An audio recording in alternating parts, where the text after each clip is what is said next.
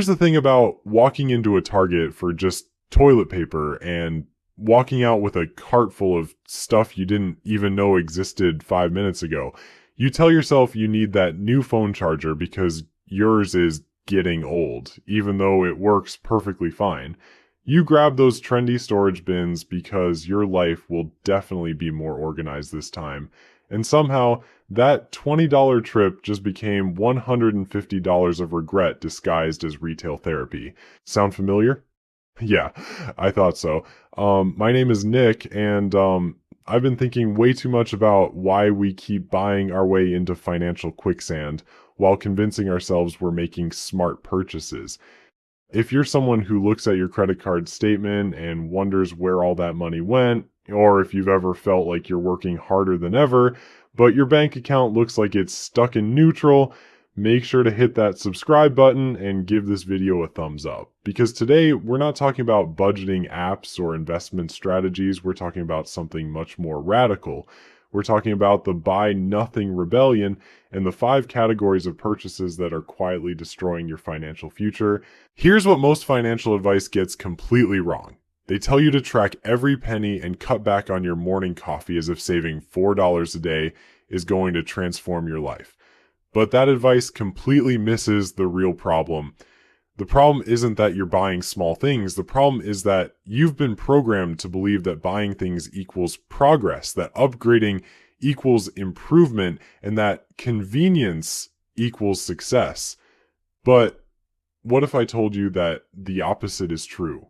What if the secret to financial freedom isn't buying smarter, but buying less? The buy nothing rebellion isn't about living like a monk or depriving yourself of everything enjoyable. It's about recognizing that most of what we purchase is psychological junk food. It feels good in the moment, but it leaves you broke, stressed, and somehow still wanting more. It's about understanding that every dollar you don't spend on unnecessary garbage is a dollar that can actually work for you instead of against you. Today, I'm going to break down the 5 categories of purchases that I've personally sworn off and why eliminating them from your life isn't just smart money management. It's an act of rebellion against a system designed to keep you financially dependent. Fair warning though, number 5 is going to hit close to home for a lot of you. I'm apologizing in advance because it's probably something you did just this week. Let's start with the biggest wealth destroyer in American households, and that's cars with monthly payments. The average new car in America now costs over $50,000. Let me repeat that because it sounds insane even saying it out loud. $50,000 for something that loses 15% of its value the moment you drive it off the lot. But here's the psychological trap that gets everyone. Car dealerships don't want you thinking about the total cost. They want you focused on that monthly payment. It's only $650 a month, they'll say, as if that's some kind of bargain. $650 a month is nearly $8,000 a year. That's money that could be invested, saved for emergencies, or used to actually build wealth instead of financing a depreciating asset.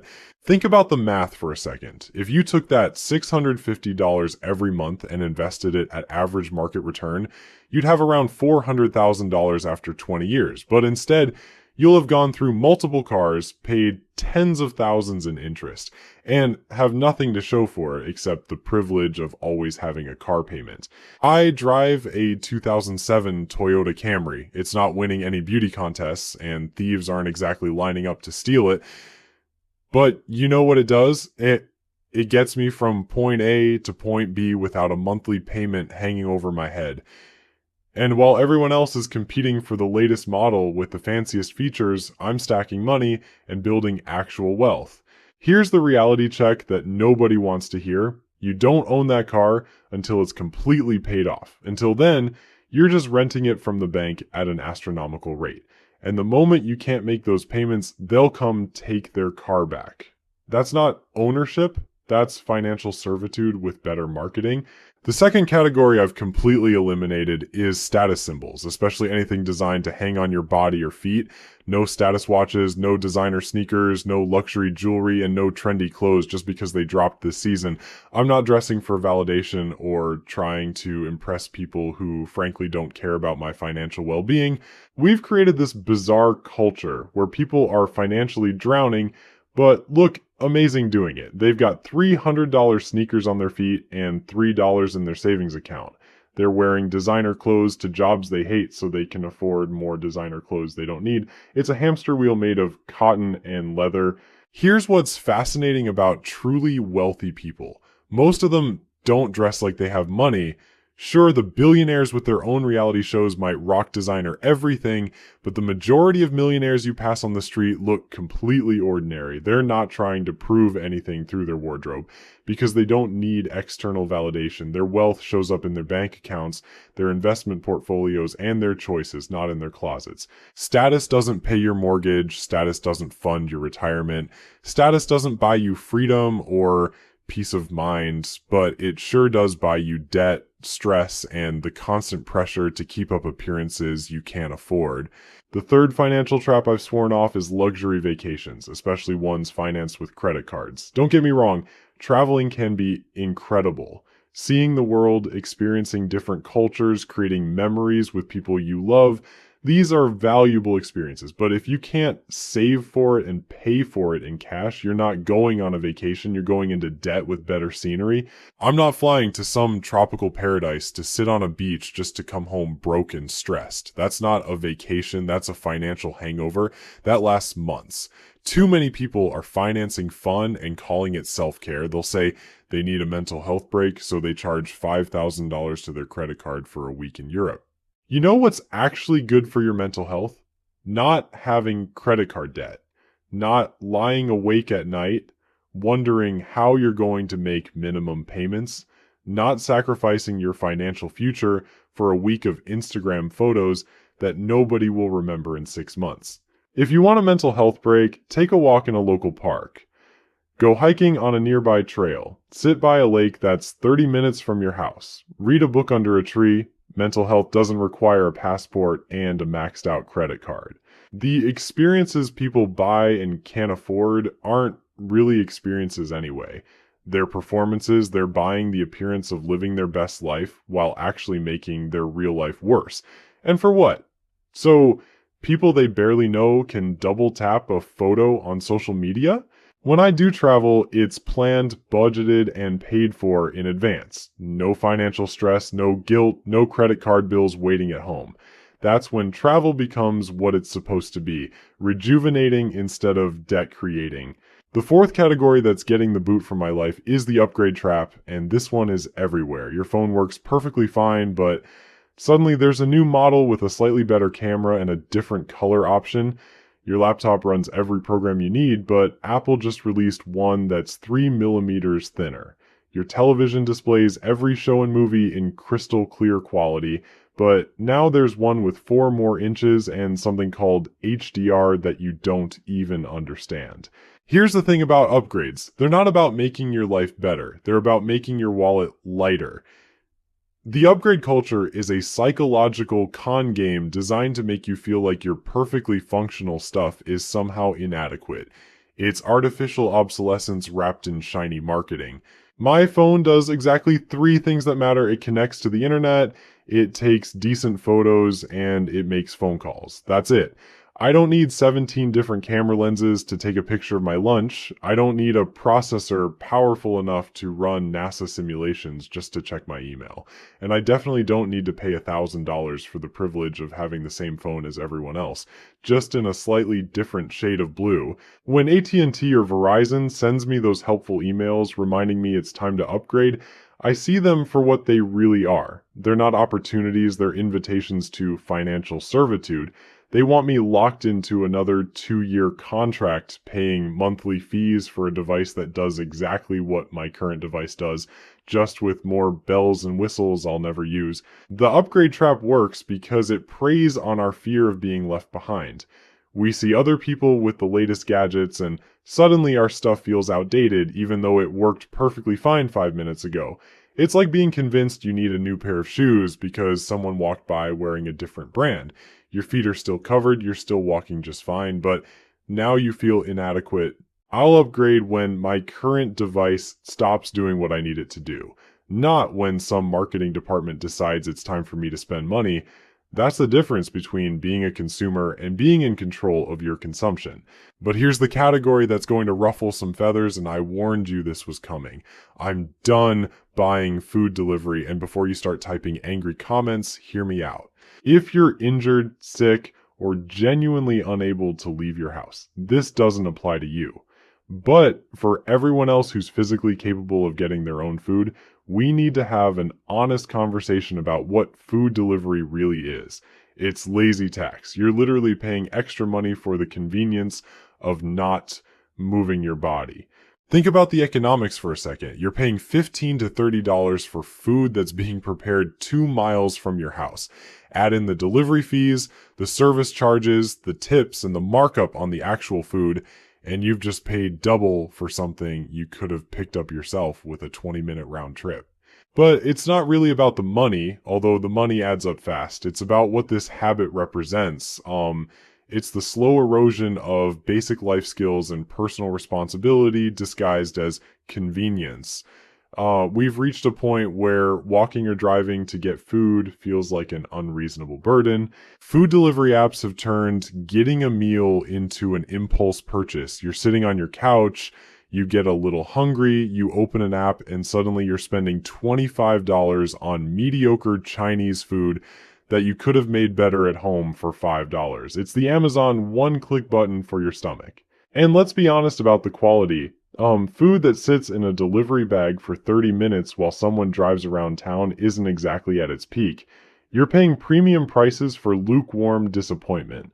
Meanwhile, the restaurant down the street is serving the same dish hot and fresh for half the price, if you just walk through their front door. The real kicker is that most people who regularly use food delivery are the same people complaining they don't have money to invest or save for emergencies. They're spending $200 a month on delivered meals while claiming they can't afford to put $50 into an investment account. That's not a money problem, that's a priority problem. I'm not saying never order delivery, I'm saying treat it like the luxury expense it actually is instead of pretending it's a necessity. If you're celebrating something special, if you genuinely can't leave the house, if you're having people over and want to focus on hosting instead of cooking, fine. But using it because you can't be bothered to get off the couch, that's not, self-care, that's self-sabotage. Here's what happens when you eliminate these 5 categories from your spending. You don't just save money, you reclaim your agency. You stop being a passive consumer and start being an active participant in your own financial life. Every time you say no to something that doesn't build your wealth, you're saying yes to the life you actually want in the future. The buy nothing rebellion isn't about deprivation. It's about intentionality. It's about recognizing that your money is a tool, not entertainment.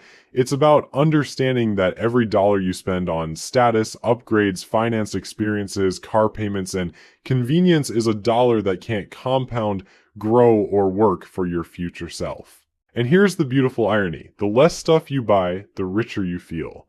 Not because you have more money in your account, although you will, but because you're no longer enslaved to the endless cycle of wanting, buying, regretting, and wanting again. You break free from the psychological treadmill that keeps most people financially exhausted. The companies selling you this stuff are counting on you staying addicted to the cycle.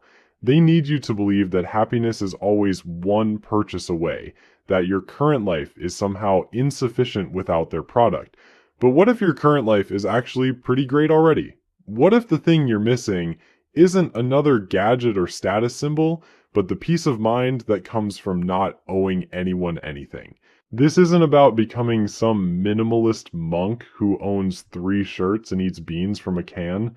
This is about recognizing that the emperor has no clothes, and the emperor in this case is consumer culture promising you happiness through your credit card. Look, I get it. Breaking these habits feels impossible at first. You're going to walk past the car dealership and feel a little pang of envy when you see that shiny new SUV. You're going to scroll through Instagram and see your friend posting from their debt-funded vacation to Bali, and you'll question whether you're missing out. You're going to hold your 3-year-old phone and wonder if you're falling behind technologically. But here's what nobody tells you about the buy nothing rebellion. The first month is the hardest. Your brain is literally going through withdrawal from the dopamine hits of purchasing stuff. Shopping addiction is real, and like any addiction, breaking it requires rewiring neural pathways that have been carved deep by years of impulse buying. Month 2 gets easier. You start noticing how much mental space you have when you're not constantly evaluating whether you need the latest thing. You're not spending Saturday afternoons wandering through Target in a consumer trance. You're not refreshing Amazon, looking for deals on stuff you didn't know existed. By month 3, something magical happens. You start feeling genuinely sorry for people trapped in the consumption cycle. You'll watch someone stress about affording their car payment while wearing $200 sneakers, and instead of judgment, you'll feel relief that you're not living that contradiction anymore. The money part is obvious. When you stop bleeding cash on status symbols, car payments, credit card vacations, unnecessary upgrades, and food delivery, your bank account starts looking healthier. But the psychological shift is even more profound. You realize that most of what you thought you wanted was actually what advertising told you to want. That car payment you're avoiding, that's not just $650 a month, that's financial flexibility. That's the ability to take a lower paying job if it aligns with your values. That's the freedom to quit if your boss becomes unbearable. That's the option to start your own business without worrying about fixed monthly payments. Those status purchases you're skipping, that's not just money saved, that's confidence that doesn't depend on external validation. When your self-worth isn't tied to your wardrobe or your watch, you become psychologically invincible. Nobody can make you feel poor because you've redefined what wealth actually means. Those credit card vacations you're not taking, that's not missing out on experiences, that's gaining the experience of financial peace. The stress relief from not having debt is better than any spa day. The mental clarity from not owing money is more refreshing than any tropical beach. Those upgrades you're refusing, that's not falling behind. That's stepping off the hamster wheel entirely. While everyone else is running faster and faster to keep up with technological fashion trends, you're walking calmly in whatever direction you choose. And that food delivery habit you've broken, that's not just saving money, that's reclaiming basic life skills. You're cooking more, which is healthier and cheaper. You're getting out of the house to pick up food occasionally, which is light exercise. You're not impulse ordering mediocre meals just because you're bored. Here's the part that might surprise you. The Buy Nothing Rebellion actually makes you more generous, not less. When you're not wasting money on your own financial quicksand, you have more resources to help people who actually need it. You can be generous with your time because you're not working overtime to afford car payments. You can be generous with your money because you're not spending it on status anxiety. People will try to shame you for opting out. They'll call you cheap or say you're missing out on life. But these are usually the same people who complain they can't afford to save money while simultaneously financing their entire lifestyle. Their criticism is just projection of their own financial insecurity.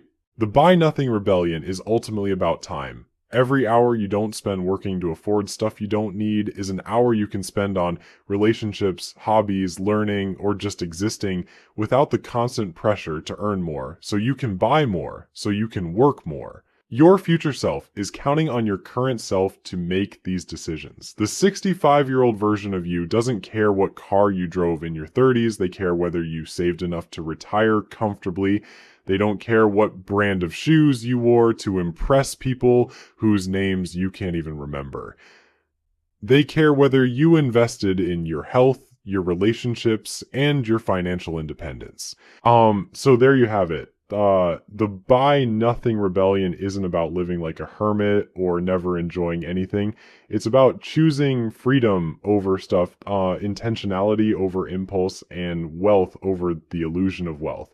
Start with just one category and watch how quickly your bank account and your peace of mind transform. If this video helped you see your spending differently, smash that like button and subscribe for more financial reality checks. Your future self will thank you for watching this today instead of shopping.